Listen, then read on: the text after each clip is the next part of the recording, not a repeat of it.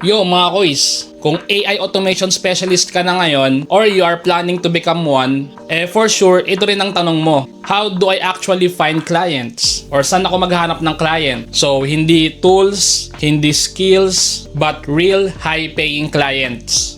So ngayon, isi-share ko sa inyo kung paano ba ako naghanap ng clients yan sa LinkedIn, sa OLJ, sa Upwork, sa Facebook, and how I assess jobs, mag-filter ng good clients, showcase my portfolio, and mag-create ng winning proposals with the help of GPT. Hindi ito theory mga kuisa, ito talaga yung process ko. So kung gusto mo ng clients na may budget, nakakaintindi ng value ng automation, panoorin mo tong video na to hanggang dulo. Tara, start na tayo! Let's go! So mag-start tayo dito mga kuis. Saan ka nga ba makakahanap ng clients? Di ako nagre-rely sa one platform lang. Instead, I use multiple platforms para mas marami ang ma-reach out ko. Kasi nakakalat silang lahat And hindi lang sila nasa isang platform lang. What I am recommending the most is Upwork. For me, kahit may kamahalan na sa Upwork, ayan pa rin yung pinaka-the best Hindi ka makakakuha ng $30, $40, $50 per hour or up kahit saang platform.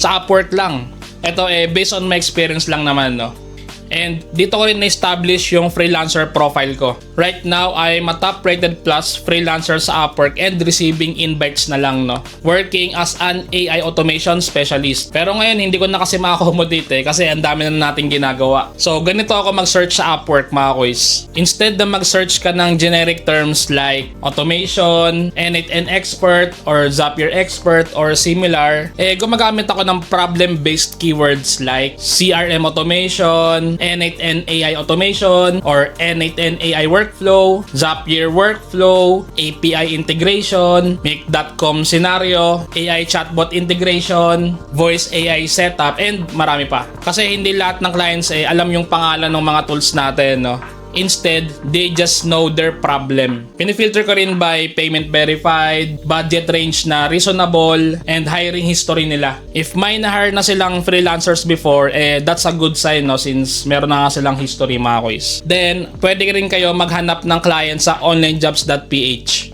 Goods tong OLJ kung gusto mo ng long-term clients Pangit lang dito ang daming lowballer mga kuis, so ingat-ingat lang. Yung willing magbigay ng $10 per hour pataas, goods na yun as a starting point. Pero wag kayo magstay dun sa $10 kasi malaki talaga yung rate natin as an AI automation specialist So siguro yun, starting nyo $10, so goods. Then yun nga, tataas na lang yung rate mo eventually. Ito yung mga keywords na ginagamit ko dito. Automation VA, Technical VA, or Tech VA, CRM Specialist, AI Assistant, Workflow Automation. Make sure na babasahin mo yung job post Additionally, masasabi kong goods ang client sa OLJ if they can explain their business clearly, mentions the tools they use, and has realistic expectations Pag may nakita akong post na medyo imposible like we want everything to be automated, mga ganyan Tapos ang daming pinapagawa, then less than $5 per hour lang yung rate, and pag kulang sa details red flag sa akin yan. Then pwede rin sa LinkedIn. Hindi ko alam bakit hindi na-utilize ng iba to May nakuha akong direct client dito. Siya lang yung nag-reach out sa akin. And nagpagawa ng Zapier workflow for his staffing agency mga kuis. To automate some parts of their business process. So yun nga, I just optimized my profile. Kung ano yung nasa Upwork overview ko, nilagay ko na rin dito sa LinkedIn kasi parehas lang naman yun. But don't just wait for someone to reach you. Or don't wait for job post. Do active searching as well. So search job titles like AI automation specialist, automation expert, workflow automation, mga ganyan. Then filter mo by date posted, past week, location, gawin mong remote. Then click mo rin yung easy apply. But make sure nakasave yung resume mo dun Then check mo rin yung mga post like pag may nakalagay with are struggling with manual business, we need to streamline operations. Pwede ka mag-send ng message dun sa poster and offer your services. Tapos, pwede ka rin mag-post ng mga previous projects mo. Then, ilagay mo sa caption kung paano gumagana yung workflow na yon, ilang oras yung na-save, magkano yung na-save, mga ganyan, And paano siya nakatulong dun sa client na yon. Eventually, may magre-reach out na rin sa'yo niyan. Then, pwede rin sa Facebook groups. Personally, mga quiz, wala pa ako nagiging client sa Facebook. Pero ang dami ko kasi nakikitang post sa mga FB groups na they are looking for AI automation specialist. Pwede kang mag-join sa mga groups ng mga, SaaS founders, agency owners, then mga high-level communities, Zapier, Make, N8N communities, saka mga automation and AI groups. Huwag kang mag-post na naghahanap ka ng client and huwag ka rin mag-spam. Kasi baka makik ka eh. Ang pwede mong gawin instead ito. Answer questions, share insights, and mag-comment ka doon ng mga helpful suggestions. Ginawa ko yan for several times and suddenly may nagme-message na. Trinay ko lang yun mga quiz kasi yung personal profile ko hindi ko talaga siya ginagamit pang work. So pwede nyo rin subukan to mga quiz. So pag nakuha ka ng client sa FB, comment ka naman sa baba. So next tayo mga quiz, how I assess jobs before applying. Sobrang importante ng part na to mga quiz kasi hindi lahat ng clients dapat applyan. So bago ako mag-send ng proposal, ito yung ginagawa ko. Iba-background check ko muna sila, then chine-check ko doon kung nag-hire na ba sila. Chine-check ko rin yung feedbacks nila kung meron. Yan, madalas may kita mo yun sa Glassdoor or whatever. And chine-check ko rin yung website nila saka yung LinkedIn kung meron. Mache-check mo lahat yan by searching their name or company doon sa Google. Huwag kang mag-background check gamit yung ChatGPT or kahit anong LLMs. Minsan kasi hindi accurate yung binibigay na info nun, especially pag mga company or person name, mga ganyan. So I suggest, maganda pa rin gamitin dito is Google pang background check. So next, check mo yung job description. Mga quiz, if you feel sa job description na very aggressive yung tone, unrealistic deadlines, or may nakalagay na let's say, this is very easy, should take 1 hour, mga ganyan. Kung ganyan lang din, di sila na yung gumawa, di ba? So those are considered red flags para sa akin. Then next, check mo rin yung mga tools na ginagamit nila. So usually, nakalagay yun dun sa job post din. Let's say yung CRM nila is high level, their AI automation tool is Zapier, Make, or N8N. Kung ano yung AI models nila or LLMs like kung ChatGPT, OpenAI, Claude, Gemini, or whatever. And yung ibang apps na ginagamit nila like mga Slack, Gmail, spreadsheets, or kung ano man mga quiz. And speaking of mga tools, meron tayong N8N na self-hosted na hostinger. So kung naghahanap kayo ng N8N self-hosted na mura saka mabilis, panoorin mo na tong video na to. Kung naghahanap ka ng self-hosted na N8N na mabilis, mura, I can recommend Hostinger for you, no? Punta ka lang dito sa link natin, no? It's a special link for us. So that's hostinger.com/techva. So check nyo lang sa baba para mapunta ka sa page na to. So tingnan natin. So click mo yung claim deal. Yan. So as you can see, ito yung pinaka-recommend ko sa inyo mga quiz na plan. It's KVM2. So that's 379 pesos per month and meron ding plus 1 month na free, no? So, ang specs niya is 2 vCPU cores, 8 GB of RAM, 100 GB NVMe disk space, and 8 TB bandwidth. So, if you're running N8N mga quiz and marami na rin yung workflows nyo, pwedeng-pwede na to, no? And kayang-kaya nyo nang i-handle yung mga workflows na yon. So, click natin yung choose plan. So, mapupunta ka dito sa your cart, no, mga quiz. So, bale, ito yung ating checkout page. So dito, bale, if you are going to get the 24 months plan, so that's 9,096 for 2 years. However, meron tayong coupon code na gagamitin para makapag-discount pa tayo, no? So click mo yung have a coupon code, then type mo dyan, TechVA. Yan, that's our coupon code mga quiz para makamenos tayo ng 10%. So click mo yung apply, then as you can see, it's less than 10% na, so for 24 months plan, it's 8,186.40. So, kung 24 months so compute nyo na lang kung magkano yung amount nyan per month kasi mas long term, mas makatipid ka. Pero, pwede ka rin kumuha kung 12 months lang yung kailangan mo, pwede rin naman yun. Tapos, apply mo yung coupon code natin which is yung TechBA minus 10% pa rin yan. So, ito na lang siya, no? That's 4,093.20. So, siguro nasa around 330 pesos or something na lang yan for 1 year. And kung 1 month yung kukunin mo, so pwede rin naman, mag-work pa rin naman yung ating coupon code, no? So 37.90. So subtotal niya is 341.10 pesos per month. So ngayon kasi naka New Year sale sila. So kaya mura pa yung mga hosting natin, no, sa N8N mga quiz. Tapos meron ka ring option dito na you can include the daily auto backup. So optional lang naman yan. Kung hindi naman okay lang din. And select server location. So I suggest either Malaysia or Indonesia. Pero mas mababa yung latency nung Malaysia, no, mga quiz. So yan. Choose nyo yan, tapos click nyo yung N8N. So ito lang yung N8N lang na to. Itong N8N 100 plus workflows, so hindi ko alam kung anong difference niyan, pero dito muna tayo sa N8N. So pag okay ka na, click mo yung continue. So siguro mag-login ka na lang via Google, no, tapos enter email and password, tapos check out ka, no. So ngayon mag-check out muna ako, no. Ayan mga kuys, so nakabayad na ako, no. So click mo lang yung get started. So ayan, bale gagawin mo is create a root password. So siguro set ko yung password ko. Yan. Tapos next. Additional features, libre lang naman daw tong malware scanner, no. So i-ano nyo na, no, finish setup, sama nyo na yan. So sabi dito, this will take about 5 minutes, no, mga kuys. So feel free to leave this page, so pwede naman. Tapos balikan nyo na lang after 5 minutes, no, mga kuys. So ayun, pag clinic mo yung lead kanina, mga kuys, mapupunta ka dito sa window na to.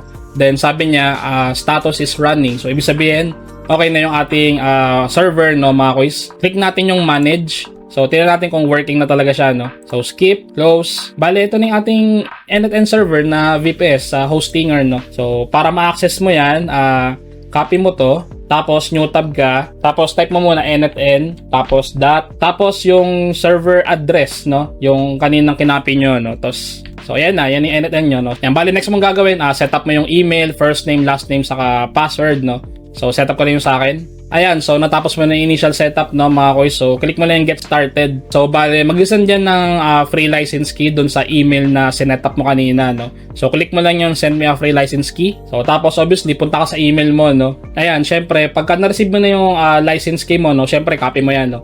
Medyo matagal lang siya mag-send, mga kuys, so hintayin-hintayin nyo lang. After nyan, balik ka sa N8N mo, tapos punta ka sa, bale, click mo tong pangalan mo dito sa lower left, tapos click mo yung settings, tapos enter activation key, tapos paste mo yun, no, so activate. Bale, activated na yung N8N instance mo, no, you're on the community edition, sinasabi dito.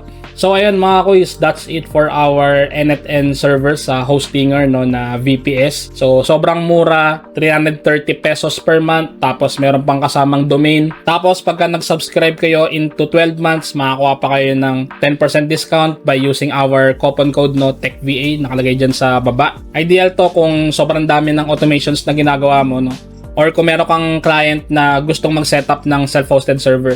Ito yung pinakamura sa pinakasulit para sa akin, no. Meron pang free domain, no, so check nyo lang dyan sa domains nyo, so nandyan lang naman yan, no. So that's it for Hostinger N8N, mga kuys, no. So kuha kayo kung gusto nyo, kung ayaw nyo, okay lang din, no. So wala namang pilitan yan. So balik tayo sa topic, mga kuys. So pag nalista mo na yung mga apps na ginagamit nila, next na kailangan mong i-check is kung may API access ba. Hindi kasi lahat ng apps may API access, eh. And importante tong API para makapag-automate tayo. For example, meron kang na-encounter na app na hindi familiar sa'yo, no?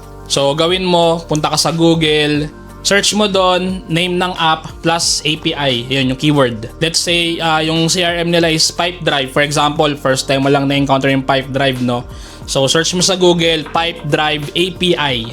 Yan. So, pag may lumabas na API documentation dun sa search mo, ibig sabihin, meron siyang API access. So again, yung API is for us to integrate yung mga applications natin para mag-connect sila. So i-google mo na lang muna yung API, no, for more info. So siguro gagawa na lang din ako ng separate video about API para mas maintindihan natin, mga kuys. So pag may API access, pwedeng i-automate. Otherwise, pag wala ka nakita, negative yun, no, mga kuys. Wala tayong magagawa doon.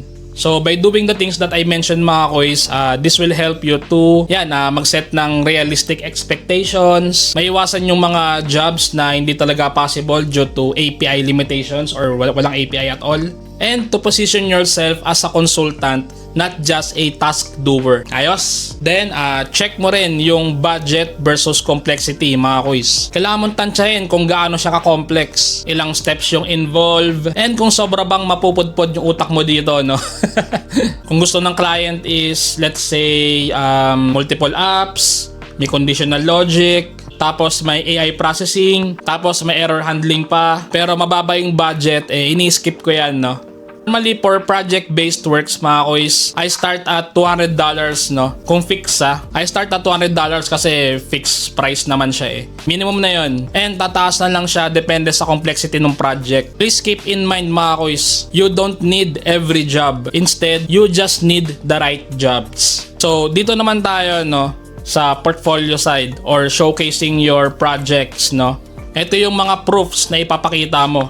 Walang pakialam yung mga clients kung marami kang tools na alam. What they care about is results. Ito yung pinapakita ko sa mga clients ko. Yan, mga short case studies, before and after workflows, mga screenshots na automations na ginawa ko. Kasama na yun doon, obviously. Clear explanation ng problem, how I solve it, and syempre yung result, no? So example, no, mga kois. So this is a workflow for lead intake na automated, plus merong CRM update, plus AI email response. This automation saves you 10 hours per week. Yun, solid yun kasi gusto talaga ng mga client is makasave sila ng pera, tapos makakasave ng oras. Yan yung importante sa kanila, mga kois. Kung masasama mo yun sa portfolio mo, yung kung gaano nag-save ng time or gaano karami na-save na pera, magiging valuable sa kanila yon, no? So, masisilong na sila dyan, mga kois. Kasi importante sa kanila yan, mga kois, sa mga client. So, how they can save time and money with your workflow automations. Additionally, mga kois, yung portfolio mo dapat, it will answer one question. Can you solve my problem?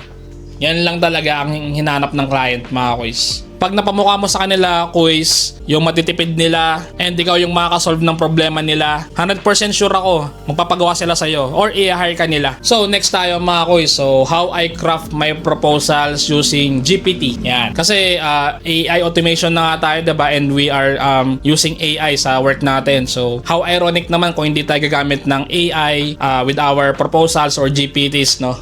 So, i-utilize natin yung mga ganyan, no? Kasi additional tool yan for us. So, huwag kayong mag-copy-paste ng proposals. Instead, gumamit kayo ng GPTs para makapag-create ng mga proposals na tailored doon sa mga job posts na makikita nyo. So, I created a GPT that already knows my CV, my portfolio, my past projects, and my writing style. So, pag pinagawa ko yun ng proposals, it sounded like me, it uses my real experience, and it matches the job requirements. So, this will save you time and it will keep your proposals high quality. So siguro gagawa na lang ako ng separate video paano gumawa ng GPT, no, mga quiz, for your proposals. So once your GPT is created for proposals, ready na yan mag-process ng mga job post na ibibigay mo sa kanya. But make sure yung job post na i-feed mo sa kanya merong job description, special requirements or specific requirements, tapos budget range. Tapos i-prompt mo rin to sa GPT mo. Ayan, siguro ilagay ko sa baba. So nakalagay dyan, write a short human sounding proposal, focus on understanding the client's problem, explain how can I help and avoid buzzwords. Actually nandiyan na ngayon sa baba, no? So yan, type nyo na lang. Make sure na yung proposals nyo rin ay